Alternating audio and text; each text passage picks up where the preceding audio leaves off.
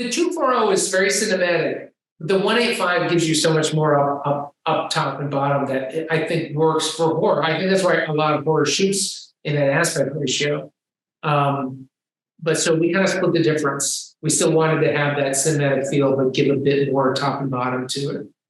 Cool. Top and bottom, so we could see more of that. Anthony, I was a big fan of the original film. And so when I heard that you were reimagining it, I found that concept already interesting right out the gate. But Jessica, I want to turn to you first. You are obviously no stranger to the horror genre, but what was it about Malum that really spoke to you to want to be a part of it? Malum, it seemed like it had, it seemed like it was just, it was going to be nuts. There were, the whole world felt kind of, I was going to be thrown through. I was going to be put into a washing machine and tossed around and thrown out, which is really fun, but it was very, very daunting at first. I didn't know what to expect. And I feel my previous roles in horror,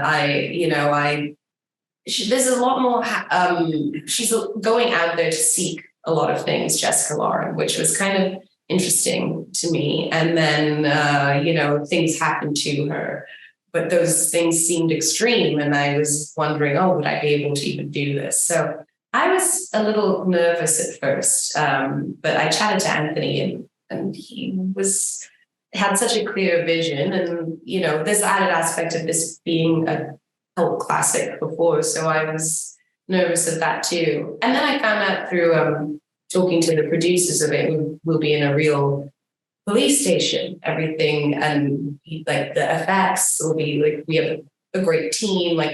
Everybody loved horror. They loved the genre and they cared for it, and they wanted to make a movie.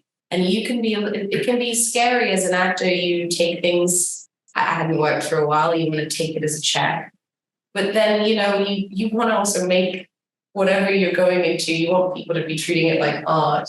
It's their art. So I did it because I could really sense that passion. And throughout the whole thing, I was terrified if I was ever doing a good job. So I just had to live with that. But I knew I was working with people who cared and loved the genre. So yeah, that's why I wanted it. And Anthony, you definitely, in the original film as well as this one, the passion is clearly there for the genre. But I'm curious, what sparked your interest to want to go back and revisit yours and Scott's original material through a new lens? When we made the first film, we did it on a very shoestring budget. And, inherently, because of that, we had to leave some stuff on the table.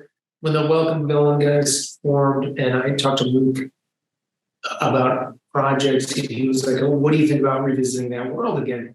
And we thought that was interesting, mainly because when we first started, we talked about, is this going to be a sequel in a way? Is it going to be, how are we going to approach it? And we ended up kind of doing this reimagining. I felt the first film definitely found a following, but when it first came out, I thought that movie was a crowd pleaser. I was confident about it playing with an audience in the theater, and it never got to do that in the States. It went to streaming, it went to Blu-ray and DVD. So with this movie early on, we talked about giving it a good theatrical run, nationwide run, so people could actually see it in a theater with a crowd and just be scared for 90 minutes and go on this ride with the character.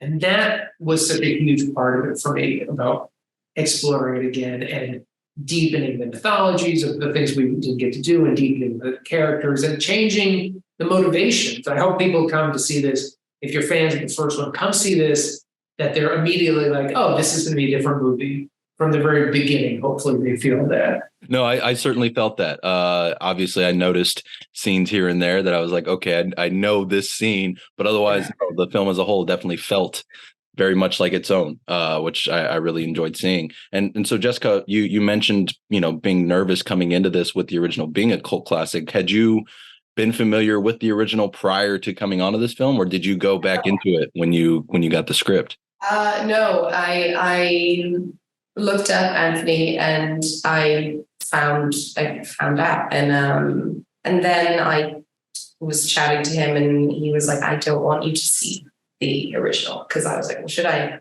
do it? And before the meeting with you, I was going to, but something really told me. I was just going to ask you that. Yeah. I was like, I don't watch it. I really wanted to treat it because I was feeling like, I don't know if I want to keep doing, if I want to keep acting anymore.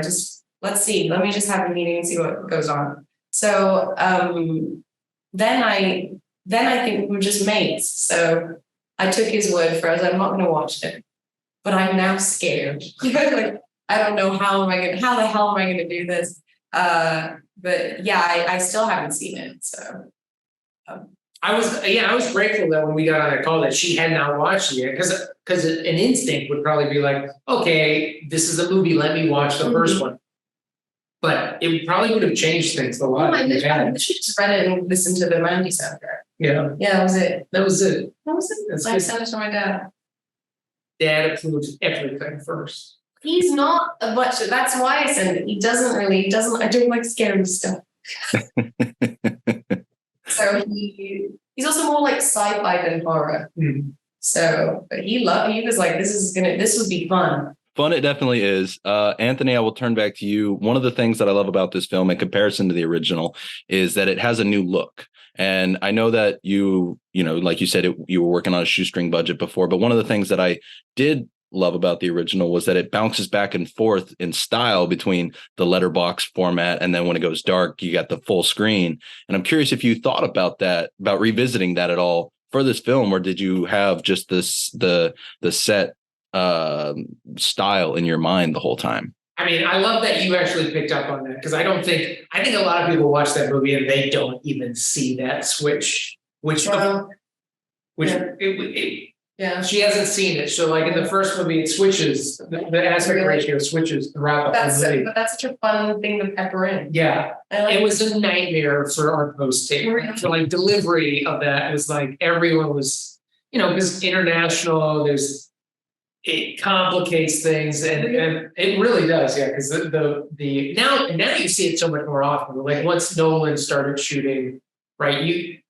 You now people I think are more accustomed to watching IMAX to 2.4 to 1.85. It's like it just happens so much now.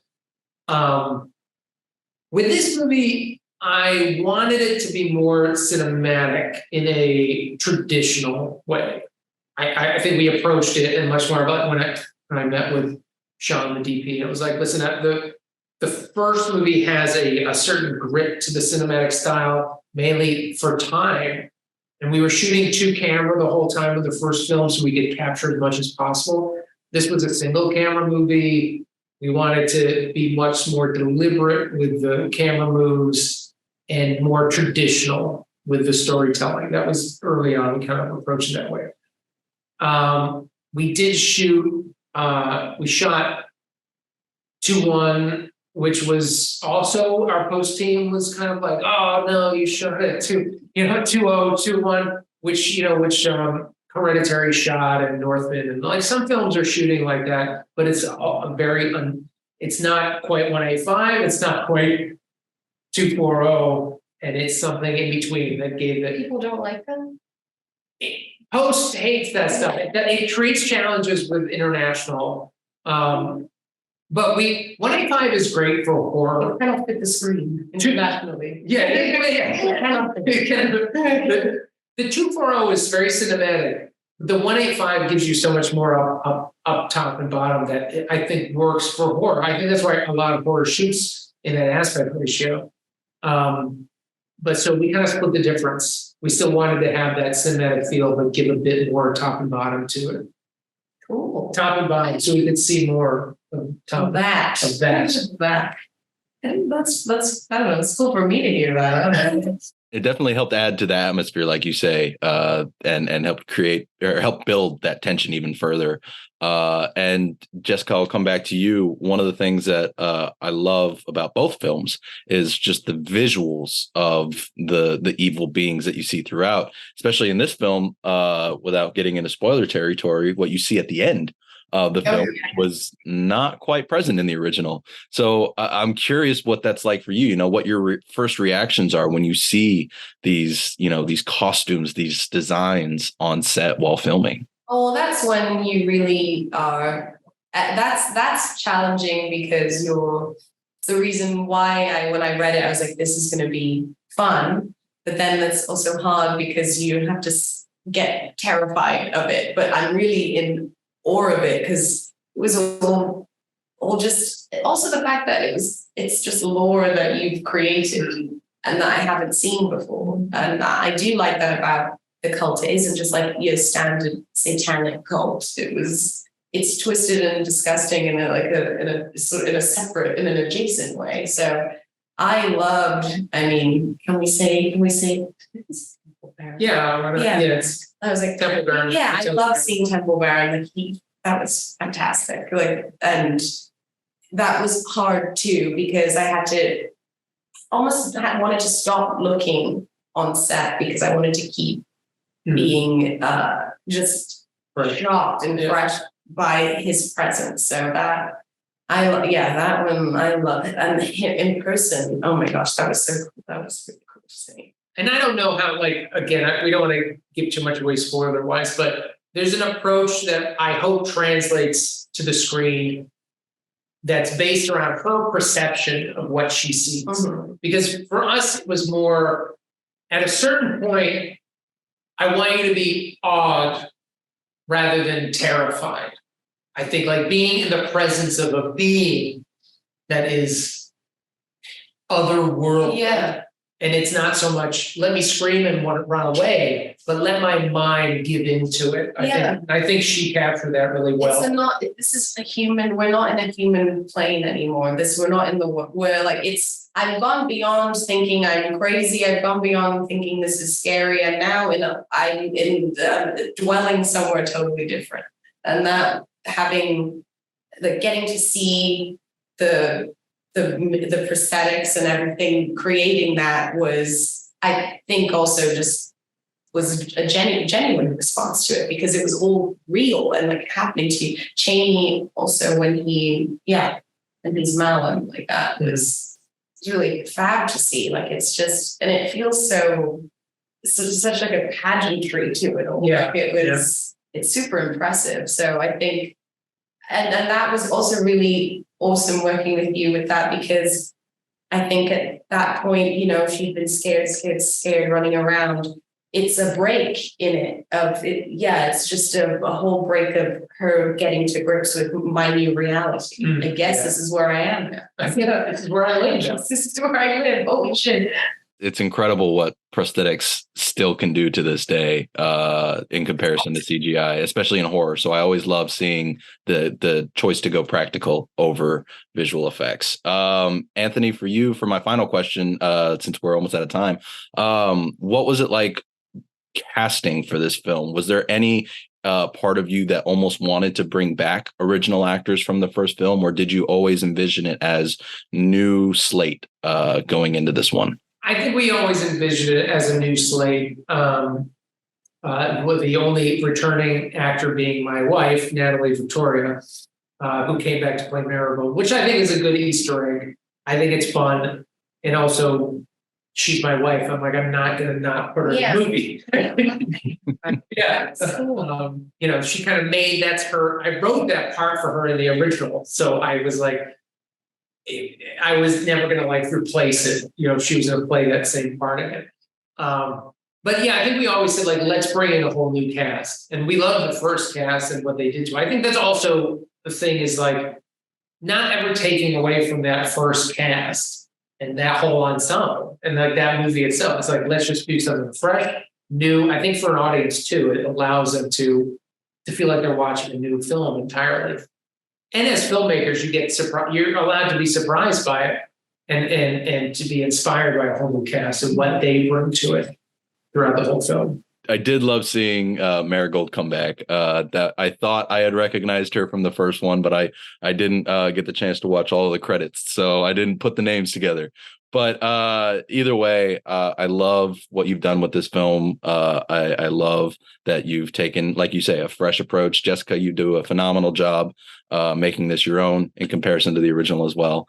And I can't wait to spread the word about it. Thank you both so much for taking the time to chat. I greatly appreciate it.